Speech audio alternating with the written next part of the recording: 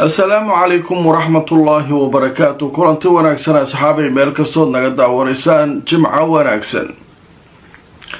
waa maalinimo jimcaha taariikhduna ay ku beegan tahay 22-ka bisha May sanadka 2026. barnaamijkeena koobaad waxaynu ku soo qaadanaynaa wararkii ugu waaweynaa ee ka soo kordhay xaaladda gobolka Bariga Dhexe.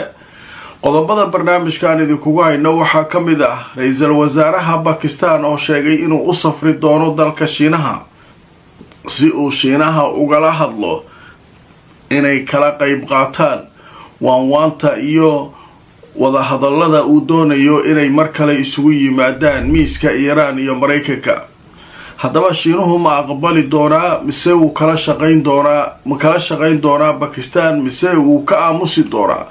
tafaasiisha iyo waxa laga qoray arrinka barnaamijkan idinkula wadaagi doonaa. ugu dambeyn NATO oo sheegtay Trump inay ku taageeri doonto furitaanka marinbiyoodka Hormuz. haddaba maxaa kala raaci doona NATO iyo Iiraan? wararkii ugu dambeeyay gaashaanbuurta NATO ka soo baxay ayaynu barnaamijka idinkugu soo gudbin doonaa. waxaa soo kale barnaamijkan idinkugu haynaa Iiraan oo si kulul u cambaaraysay kadib markii liiska cunaqabataynada dadka reer Lubnaan la saarayay lagu daray safiirka u fadhiya Iiraan magaalada Beirut. haddaba maxaa keenay in safiirka Iiraan la cunaqabateeyo oo lagu daro liiska koox Xisbullah ka tirsan? haddaba tafaasiisha sheekooyinkaas ayaynu barnaamijka ku faaqidi doonaa. inta aanu ku jirnana wixii akhbaaraad oo cusub ee soo kordha waan idinla socda. kulanti wanaagsan asxaabay meel kastood naga daawanaysaan kusoo dhawaada mar kale iyo mid ka mid ah barnaamijyada aan idinkugu talagalnay. waa barnaamijkeenii ugu horreeyay. maanta waa jimca mubaarak. taariikhdu waa 22-ka May 2026. qodobo muhiim ah ayaynu barnaamijka kusoo kordhinaynaa oo dhammaantood ah wararkii soo dhacay intaynu kala maqnayn. haddaba ugu horreyn barnaamijka waxaynu ku furaynaa oonu ku bilaabaynaa arrinta wadaxaajoodka Mareykanka iyo Iiraan oo warar cusub ay ka soo kordheen. haddaba dadaallo xoog leh ayay dowladda Pakistan ku jirtay maalmihii lasoo dhaafay. maray wasiirkeeda arrimaha gudaha u dirto Tahraan, mar taliyaha ciidamada. howlahaasoo dhan waxay ugu jirtaa sidii balwaanwaanta iyo wadaxaajoodka aanu u burburin oo dhinacyadu ay mar kale isugu iman lahaayeen. inkastoo marba marka ka dambaysa la leeyahay in la isfahmo way sii adkaanaysaa kadib markii shalay aayatullaahiga war uu soo saaray uu ku sheegay sidaan halkan idinkaga soo gudbinay inaanay Iiraan marnaba dalkeeda ka qaadaynin uraniumka, halka Mareykanku iyaguna ay xujada koowaad u tahay in uraniumka la bacrimiyey ee nuclearka laga samaynayo in laga qaado Iiraan.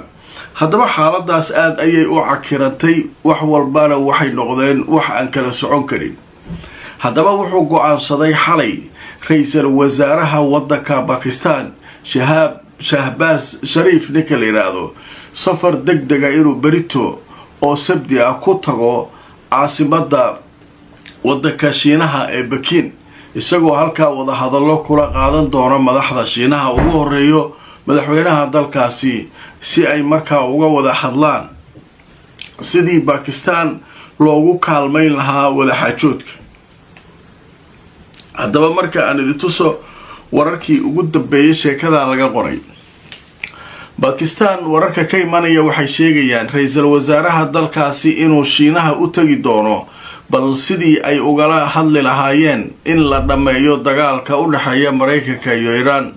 afhayeenka wasaaradda arrimaha dibadda ee dalka Pakistan ninka la yiraahdo Dahir Andrabi ayaa wuxuu sheegay in nabadgelyada laga dhex raadinayo Mareykanka iyo Iiraan ay tahay mas'alad muhiimad gaar ah u leh Pakistan.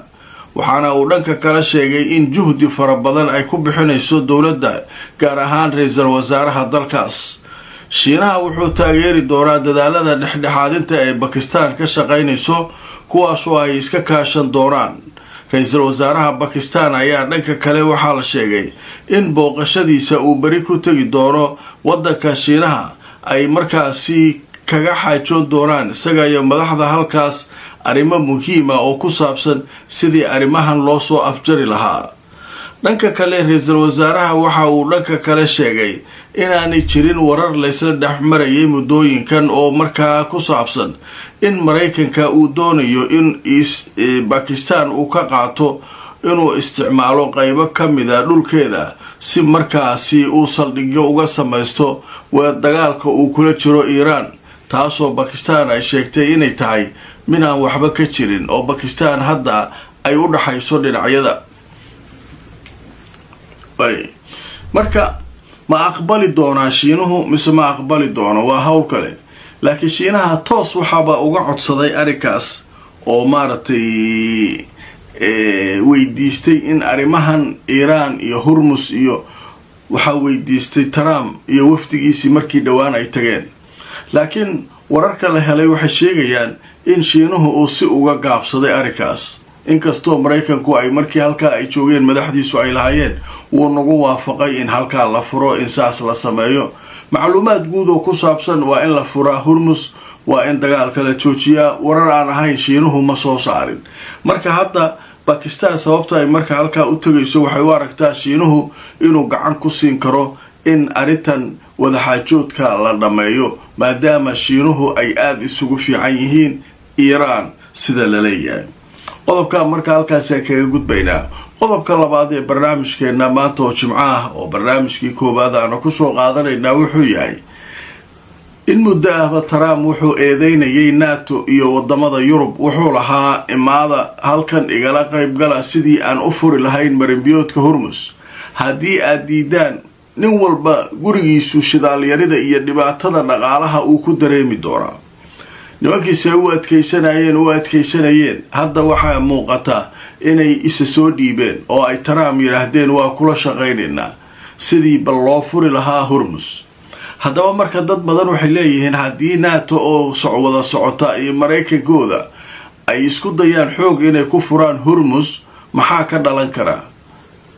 iiraanse ma u babacdhigi kartaa awoodda gaashaanbuurta NATO? ma iska celin kartaa? marka sheekooyinkaas waa calaamad su-aal weyn. saaxiibada iiraanse ma ku fiirsan doonaan gaashaanbuurtii NATO oo iiraan weeraraysa loogu talagalay inay ruuska iyo shiinaha iyo la dirirto? marka arrinkaa isaguna calaamad su-aal badana saaran. gaashaanbuurta lafkeedu arrinkaa ma isku wada waafaqi doonaan dalalka ku jira? sidee waxay yihiin? laakiin warar hoose hadda waxaa leeyahay nimankii madaxda u ahaa gaashaanbuurta NATO, xogayaha guud oo kale iyo raggaasu waxay wadaan olole ah in maraykanka lagu taageero sidii loo furi lahaa hormus oo iiraan markan xoog loogu muquunin lahaa. ingiriiska waatay meesha maraakiib geeyeen, faransiiska geeyeen, inta kaloo dhimanna halkaa la geyn doono, macalinka weynna uu horey u joogay. waxaasoo dhan marka inay ta isku aruursadaan meesha ee hal mar iiraan jiiraan oo markaa ay ka saaraan meesha ma dhici kartaa. marka su-aalahaasoo dhan weli jawaab looma hayo. haddaba markaan idintusoo wararkii ugu dambeeyey arrimahan aljaziira ay ka qortay, xogayaha guud ee gaashaanbuurta NATO waxa uu sheegay inay suuragal tahay inay maraykanka ku taageeraan sidii loo furi lahaa marinbiyoodka hormus. haddaba waxaa la sheegay yurubiyanka inay markaasi sheegeen inay suuragal tahay Washington inay markaas siiyaan saldhigyo oo marka ay isticmaasho saldhigyada wadamada Yurub si howlgallada arrinka ku saabsan ay halkaa uga qayb qaataan, iyadoo markii hore dalal badan oo Yuruba ay u diideen maraykanka inuu dalalkooda ka dhigto meel ay ciidamadiisa ku duulaya Iiraan ay saldhigyo ka samaystaan oo ay kaga socdaalaan halkaas. marka waxaa leeyahay dowlado badan oo Yurub ah oo khasaaraha iyo dhibaatada dhaqaale yarida iyo mushkiladda xirnaanshaha hormus uu soo taabtay ayaa hadda doonaya in arrinkan hore loo socodsiiyo oo macnaha maaragtay maraykanka lagu taageero. qaar waxay leeyihiin saldhigyada halkaa ka furo si alla sidii meesha lagu furi lahaa aynu ka wada shaqayno. marka hawshaasa marka iyaduna socota. iiraan marka hadda wax cusub oo ay arrinkaa ka soo saartay ma jiraan oo aan ahayn hadda ka hor ay tiri cid kasta oo hormus u soo dhawaata ha iska jirto. marka hawshaasu marka halkaasaa iyaduna abaabulkaasaa socda, howlahaasaa socda. dhanka kale xog xasaasi ah oo warbaahinta maraykanku ay faafiyeen saakay ayaa waxaa lagu ogaaday khasaaraha maraykanka ka soo gaaray dagaalka iiraan inaanu ahayn mid intii la sheegayay ku eg oo waxay sheegeen inuu ka badan yahay. maraykanka gantaalihiisii waa dhammaadeen. kuwii uu ku difaacayay Israa'iil maaragtay ayaa ugu badnaa kuwii saldhigyadiisa uu ku difaacay. fiiri saldhigyadiisa wadamada carabta ku yaala gantaalihii uu difaaca ugu talagalay intii uu ka riday uu isku difaacayeen carabta iyo intii Israa'iil kaligeed uu ku difaacay. Israa'iil 4 jibaar badan uu leeyahay, haddana waxba uu ka celin waayo, nagtaa laga saaray. marka gantaala yari way jirtaa. midda kale waxa leeyahay diyaarad maraykanka uu aad u amaani jiray oo adduunyada cid aan siinayo ma jirto uu lahaa MQ-9 la yiraahdo, diyaaradaha droniska adduunka ugu khatarsan kamid ah oo $2 milyan kaligeed joogta, ayaa 22 xabo lagu qararamsaday dagaalkii Iiraan. marka khasaaraha hadda ayaa la soo sheegay laleeyahay intii hore ay inii sheegayeen dawladdu in ka badan ayaa soo ogaanay leeyihiin warbaahinta maraykanka. haddaba markaan tusoo saacadii la soo dhaafay warar soo baxay waxay sheegayaan in markaa la soo saaray xajmiga uu leeyahay khasaaraha ciidamada cirka maraykanka ka soo gaaray dagaalkii Iiraan ay la galeen dhawaan. haddaba warbixino la soo saaray ayaa lagu sheegay in Iiraan ay burburisay in ka badan 20 diyaaradood oo nooca diyaaradaha droniska ee la yiraahdo MQ-9 Reaper. haddaba waxaa la sheegay ciidamada maraykanka in markaasi ay diyaaradahaasi isticmaalayeen. haddaba wakaaladda la yiraahdo wararka Bloomberg ee waddanka maraykanka ayaa soo bandhigtay khasaaraha intaa la eg, waxaana ay sheegeen in Pentagonka ay markaasi ka soo ogaadeen in khasaaruhu uu intaa gaarsiisan yahay 20% inta ay sheegeen in ka badan ayaa la sheegayaa hadda in diyaaradihii halkaasi ay ku baaba'een. marka maalin walba xog cusub la helayaa. awal waxba nama tarin Iiraan, waxba nagama tarin, waa baaba'ina la. laakiin hadda iyaga isa soo kashafay waxay leeyihiin waxa naloo sheegay wax ka badan khasaaraha meesha yaalla. $2 bilyan meesha ku baxday oo maaragtay maraykanka ku khasaaray. marka ilaan maraykanka waxa leeyahay waxa uu ugu degdegi lahayahay Iiraan dagaalkii hore lagu kululeeyay. marka xoogaa waabis iyo qayle iyo waa weerari doonaa iyo dhulkan kula simi doonaa iyo car soo socoyo banaankaas la isaga booteena. laakiin waa la isbartaa la leeyahay meeshaas iyaduna wararka cusub ay ka mid tahay. dhanka kale Iiraan wasaaradda arrimaha dibadda ayaa si kulul u cambaaraysay cunaqabateyn dhawaan wasaaradda maaliyadda maraykanku ay kusoo rogtay shakhsiyaad reer Lubnaan oo Xisbullah la sheegay inay ka tirsan yihiin. hase ahaatee liiska waxay kusoo dareen maraykanka safiirka Iiraan u fadhiya Lubnaan. maxaa ka galay ba Xisbullah isaguna cunaqabateynta ay soo saareen. haddaba marka wararkii ugu dambeeyay haddaan tuso wasaaradda arrimaha dibadda ee Iiraan ayaa waxay sheegtay cunaqabateynta maraykanka uu kusoo rogay Lubnaan inay daliil u tahay maraykanka inuu ku taageersan yahay Israa'iil waxay halkaa ka wado. waxaynu si kulul u cambaareynaa wasaaradda maaliyadda maraykanka cunaqabateynta ay kusoo rogtay safiirka Iiraan ee magaalada Beirut jooga. waxayna sheegeen arrinkaasi inuu qaanuunka caalamiga uu baalmarsan yahay oo ayna tahay wax aan lagu marmarsiyoon karin in safiir dowladeed ay dowlad kale cunaqabateyn saarto. marka sheekadaas maraykan ma qoro, laakiin waa kaas. haddaba wixii kaloo soo kordha waa arki doonaa. qadar xayisiina kulanti wanaagsan mar kale asxaabay meel kastood naga daawanaysaan kusoo dhawaada qaybihii ugu dambeeyay barnaamijkeennii ugu horreeyay. maanta barnaamijyada aynu soo gudbin doono waa maalinimo jimca. haddaba qaybtan waxaynu kusoo qaadanaa akhbaaraadka wixii warare soo kordhay. koonfurta Lubnaan wixii kasoo kordhay ayaynu barnaamijka qaybtan ku faahfaahinaynaa. haddaba telefishinka Al-Jazeera ayaa wuxuu leeyahay weeraro kala duwan ayay Israa'iil ku qaaday maanta magaalooyin ku yaala koonfurta Lubnaan, halkaasoo la sheegay in diyaaradaha dagaalku ay si xun u duqeeyeen.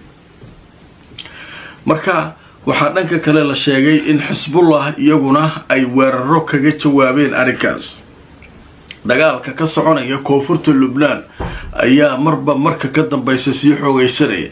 dhinacyada waxay aad isugu isticmaalayaan weerarada dhinaca cirka. Israa'iil waxay isticmaalaysaa diyaaradaheeda casriga ee dagaalka, halka ay isticmaalayso Xisbullah diyaarado daroor ah oo iyaguna ay ku garaacayso goobaha ay fadhiyaan ciidamada. ciidanka Israa'iil waxaa loo diiday inay lug ahaan u soo socon karaan oo ay ka soo gudbaan dhanka webiga la yiraahdo Litani iyagoo dib u gurasho ku jira marka halkaas iyaduna maartay jugta la isku hayaa wixii ka soo kordho dheeraada barnaamijyada dambe ayaan idin kula socodsiin doonaa akhyaaray barnaamijkeeni ugu horeeyay maanta Jimcaha waa naga inta aan mar kale kulmayno iyo barnaamijyo kale haddii alla idmo waxaan idinkaga tagaynaa sidaas iyo nabadgelyo